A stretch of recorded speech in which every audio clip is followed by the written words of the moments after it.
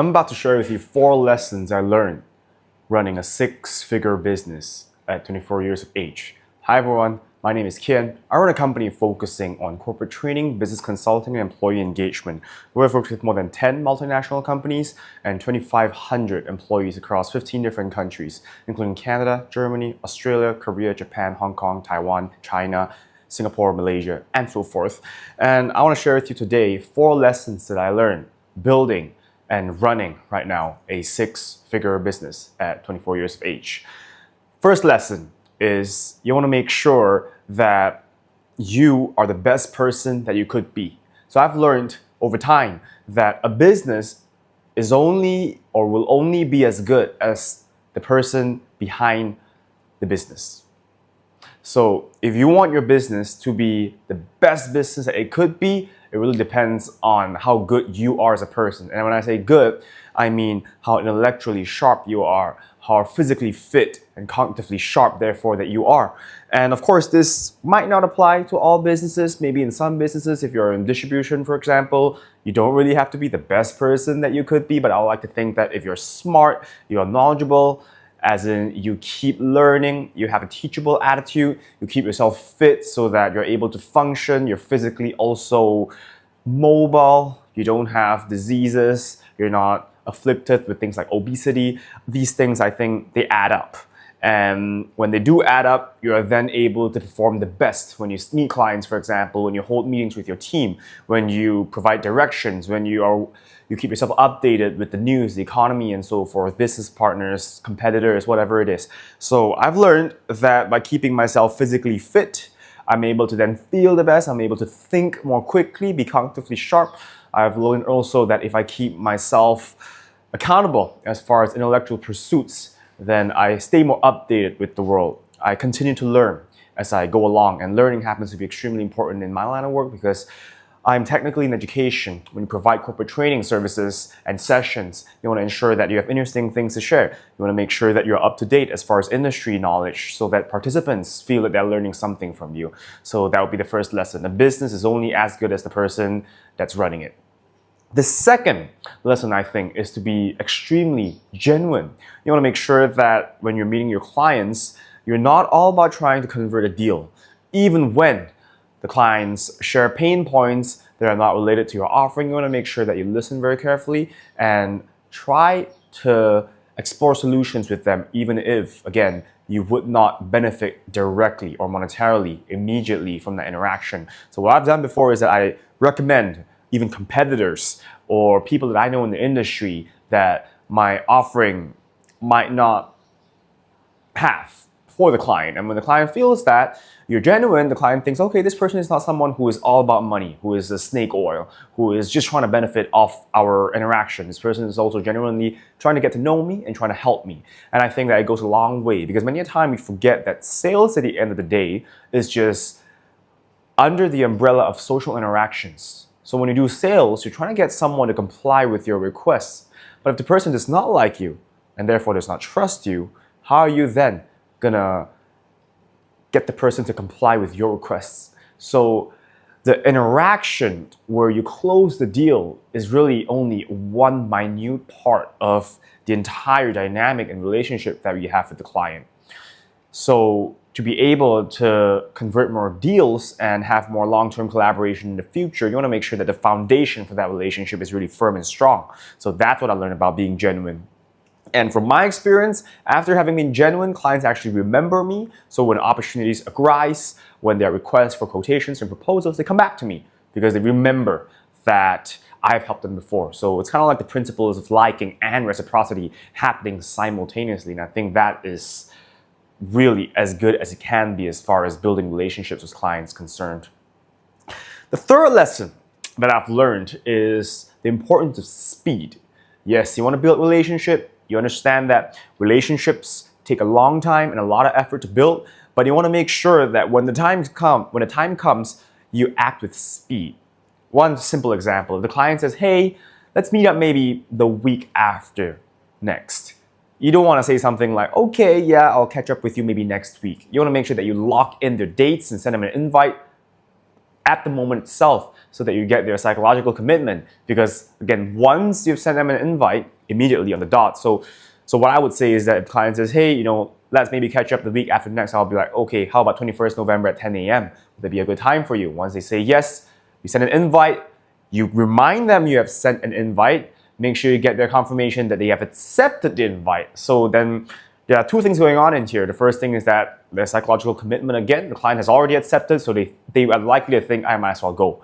Second thing, there's also an issue of reputation. The client has right now promised you that they want to meet you. Unless the client really does not want to meet you, then they may cancel last minute, but I don't think it's very often that someone would accept the invite and then not turn up. Maybe in certain industries like insurance or I don't know, some other B2C sales, but for B2B, I don't see that happening a lot because the client de facto is representing the company. So if the client does not show up in the last minute, they are conveying that this is how our company acts. And I don't think any employee wants to do that to their own company because it would not leave a good impression, both for themselves and for the company. So the idea is that you want to act with speed.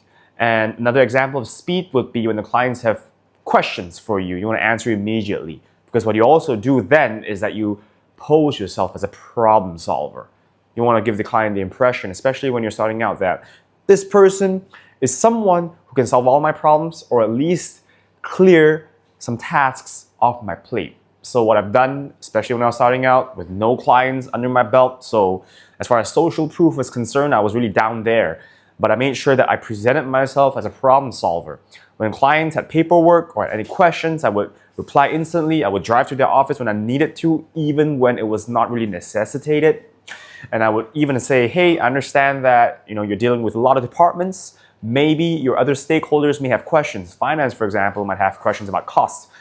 HR, for example, may have questions about engagement. Operations might have questions about whatever. And I wanted to present myself as someone who is trying to take off as much load off their plate as I could. And that, again, allowed the client to build a rapport with me because they are like, okay, this person is someone that I love to deal with. Maybe we're not able to strike up a deal at this moment, but I remember this person because he is someone who would help me solve problems. So if I had a need that would align with his offering, I want to go with him because if I work with him, he's going to solve my problems. So that is as far as speed is concerned.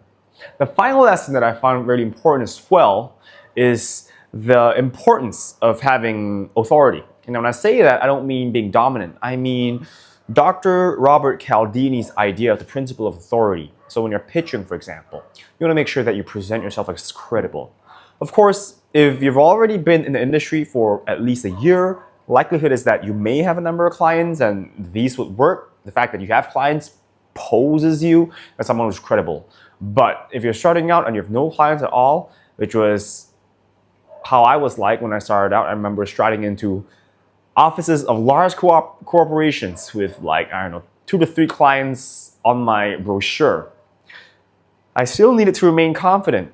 So how I embodied the principle of authority was that I made sure that I spoke really steadily and slowly, and that when I had a lot of queries come my way, I answered them with calmness. I don't get frazzled when I see the C-suites or the senior leadership teams. And I also show that I'm good at what I do. So for corporate training, for example, it's kind of useless for you to say, hey, I'm really good at corporate training. What I did, on the other hand, because corporate training, a lot of it, or I would say all of corporate training is about selling yourself. So if I was going to pitch a program that I was selling, I would make sure that I speak in a way that I would conduct a session. Maybe less animated, but I made sure that the clients could tell that, hey, this person is someone who could present his ideas clearly. This person is someone who could tackle difficult questions with tact and with clarity. And when I did that, I then instilled trust and confidence and assurance in the clients. And that was really how we continued to close more deals, even as a new company and as a young person, because corporate training happens to be really age dependent, or maybe in other industries as well, if services are concerned, but maybe products as well, I don't know. But yeah, being a young looking person isn't a huge advantage in the corporate training landscape because people often associate age with expertise and experience, and rightly so, because I believe age is highly correlated with knowledge, wisdom, and experience. But being young has its benefits as well. And if you're young and you're starting out in the education or corporate training industry, I would say that you'd have to use other ways to present your authority. So in my case, it would be the way that I speak, the way I handle questions, and the knowledge I possess. So these are the 4 lessons that I really employed to make my first $100,000. And right now we are approaching 7-figure. Really proud, really happy, really excited for that. And to summarize, the 4 lessons is that a business is only as good as the person behind the business. So you want to make sure that you're the best person that you could be. For me, again, it'd be being the best physically, psychologically, and intellectually.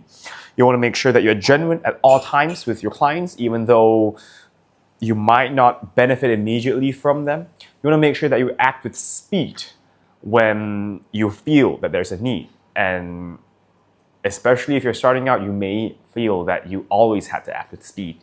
And finally, you want to make sure that you embody the principle of authority. Even if you may not have a lot of clients, you want to show and convey that you have expertise in the services that you provide, or that the products that you are selling are of high quality. I hope you learned something new.